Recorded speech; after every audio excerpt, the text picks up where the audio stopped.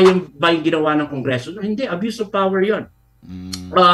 Dapat parang sinabi na, oy, nagpasa ang Kongreso in 1956 or kahit ngayon ng Soto Law protecting journalists. Sila nagpasa niyan eh. Batas nila yan eh. Opo. So, bakit hindi mo re-respetuhin yung batas na ginawa mo, di ba? Magandang araw at ayon sa isang international law expert, mga kababayan po natin, may paglabag pala na ginawa umano ang House of Representatives sa hindi pagrespeto nitong Soto Law na ginawa or inaprubahan, pinirmahan ng Kongreso na ngayon ay kanilang inuupuan. At dahil hindi umano miyembro ng KBP itong si Ka-Eric, kaya hindi siya applicable or hindi siya sakop nitong Soto Law. Aba, mga kababayan po natin, proteksyon na binibigay ng Soto Law para sa mga broadcaster o mga mamamahayag ay wala pang KBP, nabibigyan na sila. So, ibig sabihin, miyembro o hindi miyembro ng KBP ay dapat respetuhin ng Kongreso itong batas at applicable umano ito kay Eric at kay Dr. Patay. Ito po. Wala ba kayo doon? Tama po ba yun? Hindi, Yung Soto Law? Does not... Hindi, mali yun. Mali yun. Kaya yung binitawan ni Ka-Eric, you are not above the law.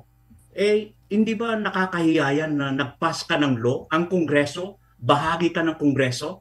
That law was passed by Congress way back in 1956. Yung historical perspective ng Soto Law. Under Republic Act 1477, nung inamendahan at sinusugan ng Republic Act 53. That was way back in 1956.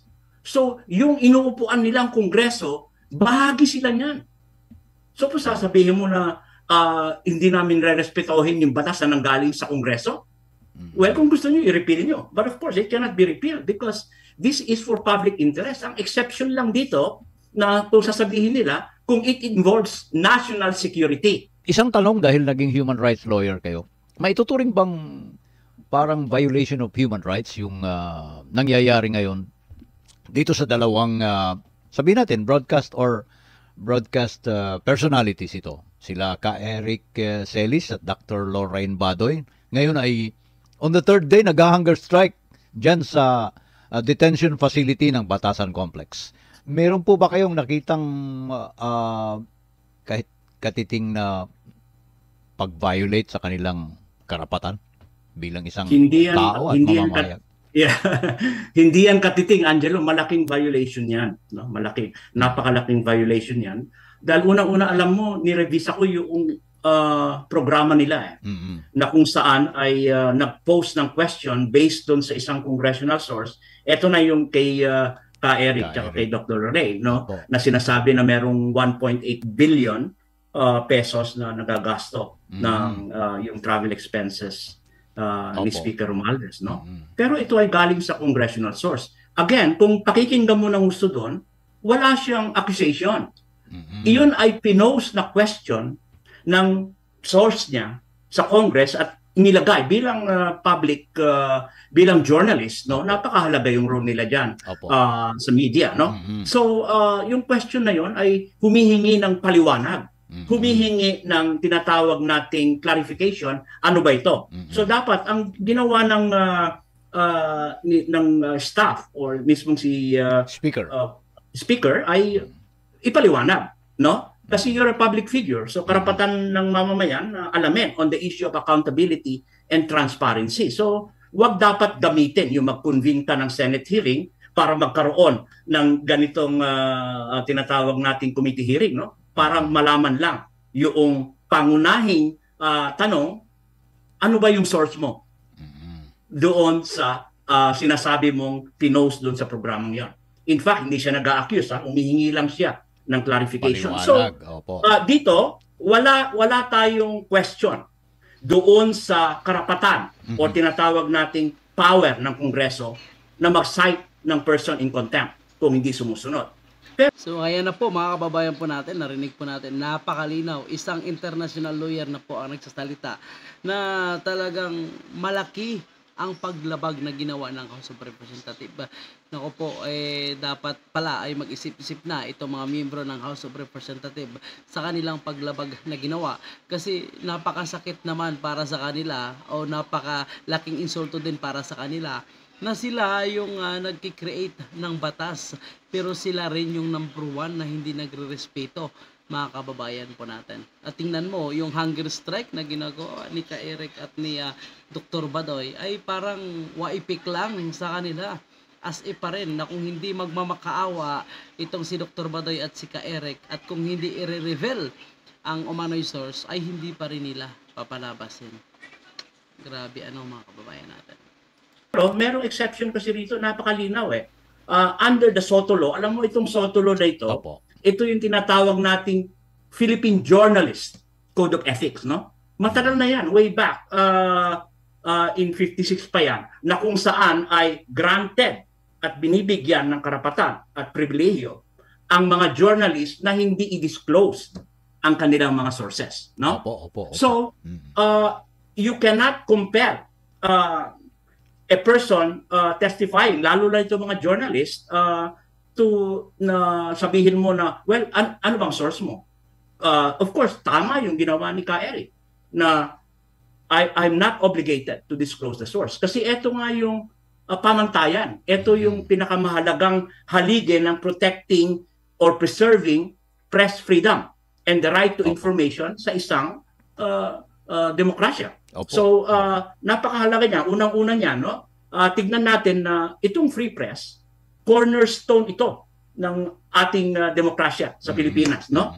Kasi yung binibigyan mo ng proteksyon ng ating mga journalists, katulad ni Ka Eric at saka ni Dr. Lorraine, no? Opo. From being compelled na i-reveal nga yung binabanggit kong sources.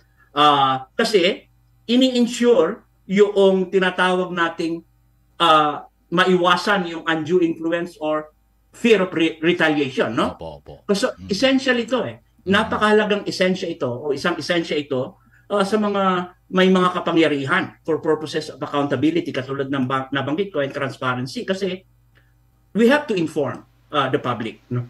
Katulad dito mga mahalagang katanungan na naitapon sa programa ni Ka Eric at ni So ito mga kababayan po natin, kahit ang isang abogado ay malinaw para sa kanya na walang paglabag ang pagtanong ni Ka Eric patungkol sa 1.8 billion na travel fund umano ni House Speaker Martin Romualdez. At para sa kanya ay karapatan ng taong bayan at kailangan din sundin or pagbigyan ng House of Representatives ang katanungan na dapat ipaliwanag nila. Kasi unang-una, pera ito ng taong bayan, hindi ito pera nila mga kababayan po natin. Kaya dapat silang paliwanag, dapat nila sabihin kung totoo ba o hindi man itong katanungan ni Ka Eric. Hindi yung gagamitin nila yung kanilang power, so magpa-power play sila para ipakontempt ang isang tao para parusahan ang isang news agency. Dahil lang sa isang katanungan mga kababayan po natin, pinag-iinitan at hilalungkat na ang buong prangkisa. At ngayon marami ang mga nakikialam, mga nagsasalita na umano yung mga political vlogger na tama lang umano ang ginawa ng House of Representatives. Naku po, kapag ganito ang mangyayari mga kababayan po natin, lahat na magsasalita at magtatanong para sa House of Representatives ni House Speaker Martin Romualdez, ibig sabihin mga kababayan po natin ay posibleng maparusahan or mapakulong. So parang hindi magandang pangitain para sa mga broadcaster mga kababayan po natin. Malay natin ang ilang broadcaster dyan ay gusto rin magsalita, may gustong itanong pero hindi nila matanong, hindi nila masabi dahil takot sila ngayon sa pamunuan ng House of Representatives. Si Pangulong Marcos nga binabatikos, si Vice President Sara Duterte binabatikos, pero hindi naman sila gumagamit ng kanilang kapangyarihan o wala namang power play na nangyayari para tirahin itong mga nagtatanong sa kanila, naghahanap ng pundo. Naman si Vice President Sara ngayon tinatadtad ng CIF, complain dito, complain doon, samantala hindi naman galing sa kanya ang pundo, hindi niya naman ninakaw kundi binigay ng Office of the President. Umaangal ba siya? Na ginagamit niya ba yung kanyang kapangyarihan bilang Vice President? Hindi mga kababayan po natin. Hinahayaan niya at sinasagot niya, pinapaliwanag niya. Gumagawa rin siya ng mga legal action para labanan itong mga akusasyon sa kanya. Si Pangulong Marcos, ang ibang mga katanungan, mga allegation sa kanya, patay Malaysia na lang. Di ba? Lumilipas ang ilang buwan, ilang linggo. Wala nang init ng issue, tapos na. Pero hindi niya ginagamit ang kanyang kapangyarihan bilang Pangulo. Pero bakit itong si House Speaker Martin Romualdez ay tila bang hari at nagkakaroon ng martial law power na kung ayaw niya, talagang mananagot ang lahat nagtatanong sa kanya at nagbibigay ng mga allegation, either totoo man o hindi. Dr. Dr. Lorraine. Lorraine, no? So, yung confidential sources is of public interest yan, Angelo, no? Can you imagine kung i-reveal mo yung sources mo? Di parang diniditer mo na yung information na crucial sa public awareness at decision making. Tama. Hindi yan. Ang kaya nga ipinasayang SOTO law na yan, no? So, ngayon, yung katulad naman kay Dr. Lorraine, no? Opo. Na sinasabi nila na maraming kasinungalingan, hindi yan po pwedeng gawin doon sa committee hearing. Kung may allegations ng lies, iyan ay dapat sukatin at tignan sa judiciary. Sila ang may karapatan yan kung ang isang statement is true or false. Opo. Or isang kasinungalingan, no? Opo. Kaya nga meron tayong checks and balances, no? So, itong code of ethics na ito, no? Dapat makita natin, napakagandang batas ito, no? Sa kasaysayan ng Pilipinas ay you are trying to seek the truth, which Ka Eric and Dr. Lorraine have been doing, at it includes dito yung protecting yung confidential sources mo, no?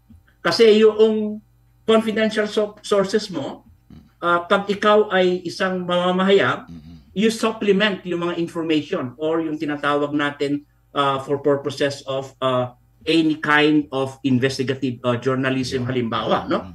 So, meron din namang case, historical precedent yan, Angelo, no? Itong tinatawag nating journalistic investigations na nakita natin with confidential sources.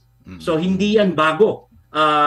So, in summary, itong SOTO law na ito ay dapat malaman ng ating mga nakikinig at nanonood, critical ito, no? In maintaining free and independent press. At fundamental nga ito sa isang demokrasya, no?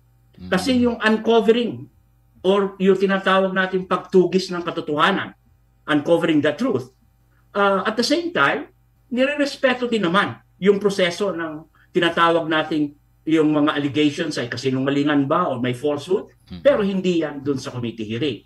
Ngayon, ang pinaka mahirap dito, yung balikan natin yung unang tanong mo. Tama yung ba yung ginawa ng Kongreso? Hindi, abuse of power yon. Dapat parang sinabi na, oy, nagpasa ang Kongreso in 1956 or kahit ngayon ng SOTO law, protecting journalists. Sila nagpasa niyan eh. Batas nila yan eh. Opo. So, bakit hindi mo re-respetuhin yung batas na ginawa mo, di ba? Under Republic Act 1477, nung inamendahan at sinusugan ng Republic Act 53. That was way back in 1956. So, yung inuupuan nilang Kongreso, bahagi sila niyan. So, kung sasabihin mo na hindi namin re-respetuhin yung batas na nanggaling sa Kongreso, So, kaya na po nagsalita na po mga kababayan po natin ang isang international lawyer sa pagkatao ni Attorney Valera. So, narinig po natin na dapat respetuhin ng House of Representatives ang batas na kanilang ginawa o gawa ng House of Representatives.